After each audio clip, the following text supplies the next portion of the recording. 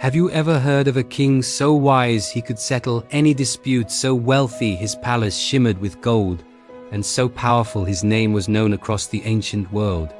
Today we're diving into the incredible story of King Solomon, a figure whose life reads like the ultimate tale of glory, wisdom, and a tragic fall from grace. Our story begins not with Solomon, but with his father, the legendary King David. As David's reign neared its end, the question of succession hung heavy in the air. David's oldest son, Adonijah, made a bold move to seize the throne. But David had made a promise to Bathsheba, Solomon's mother. With the help of the prophet Nathan, Bathsheba reminded the aging king of his vow. So, in a dramatic turn of events, David declared Solomon his heir. Solomon was anointed king, riding his father's own mule through the streets of Jerusalem as the people cheered, his kingship secured. Now, imagine being a young man suddenly handed the keys to an entire kingdom. Solomon felt the immense weight of this responsibility. One night he had a profound dream. In it, God appeared and offered him anything he desired: riches, long life, the defeat of his enemies. No, Solomon's request was surprisingly humble. He asked for a discerning heart, for the wisdom to govern his people justly. God was so pleased with this selfless request that he granted Solomon not only unparalleled wisdom, but also the riches and honor he had asked for. And this wisdom wasn't just theoretical. It was put to the test almost immediately in one of the most famous stories ever told. Two women came before him, both claiming to be the mother of the same baby boy. With no witnesses and no DNA tests, how could anyone know the truth? This is where Solomon's genius shone. He called for a sword and declared, "Cut the living child in two, and give half to one and half to the other." The court gasped. One woman agreed, saying if she couldn't have him, neither could the other. But the true mother cried out in anguish, "Please, my lord, give her the living baby. Don't kill him." In that moment of selfless love, Solomon knew. He pointed to the desperate woman and said, "Give her the living child. She is his mother." News of this judgment spread like wildfire.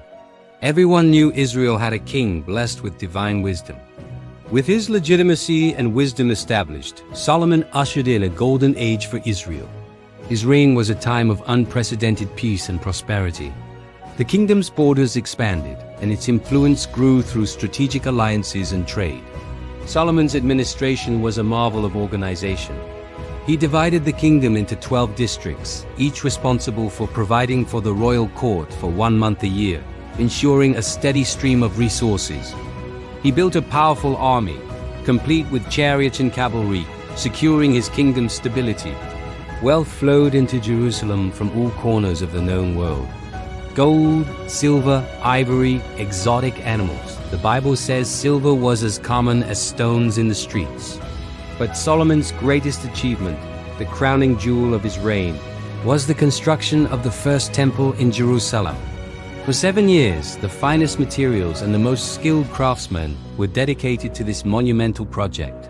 Cedar from Lebanon, gold from Ophir, and massive, perfectly cut stones formed a house for God that was breathtaking in its beauty and grandeur.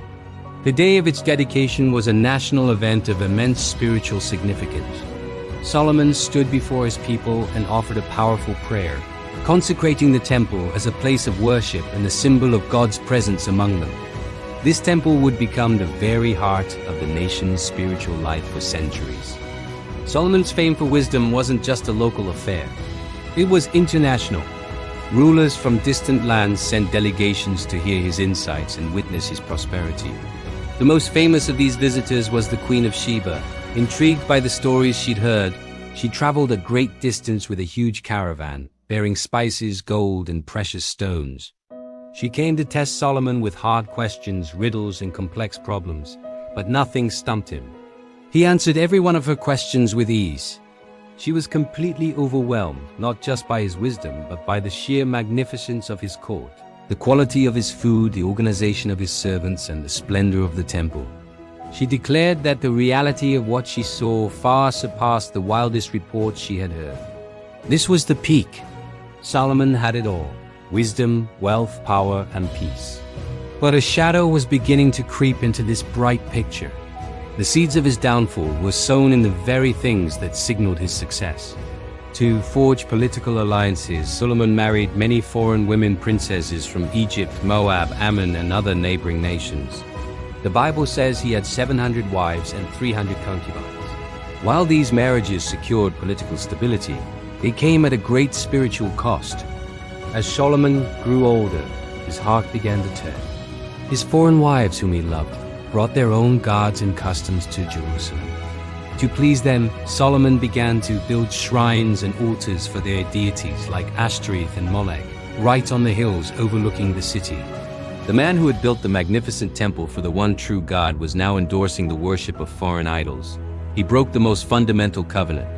The wisdom he was so famous for seemed to fail him in his personal life. His heart was no longer fully devoted to the God who had given him everything. The consequences were swift and severe. The divine favor that had blessed his reign began to lift. God appeared to Solomon again, but this time, the message was not a blessing but a judgment. Because Solomon had turned away, the kingdom would be torn from his family. However, for the sake of his father David, this wouldn't happen in Solomon's lifetime.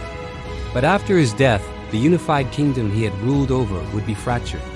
The peace that had defined his era began to crumble. Enemies who had been subdued, like Hadad the Edomite and Rezon of Damascus, rose up to challenge his authority.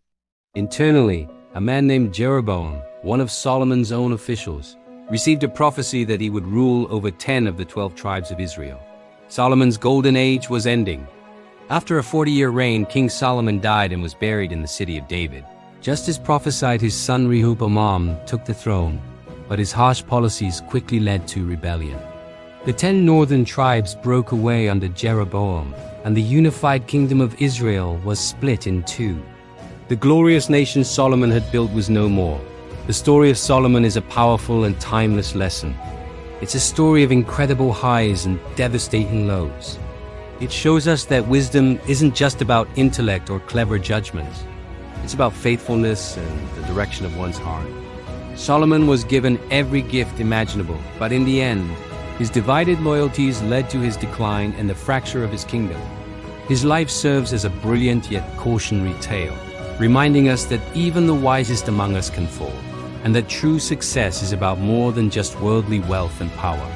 Thank you so much for joining me on this journey through ancient history. If you enjoyed this story, don't forget to hit that like button, subscribe for more tales from the past, and let me know in the comments what you find most fascinating about King Solomon. See you in the next video.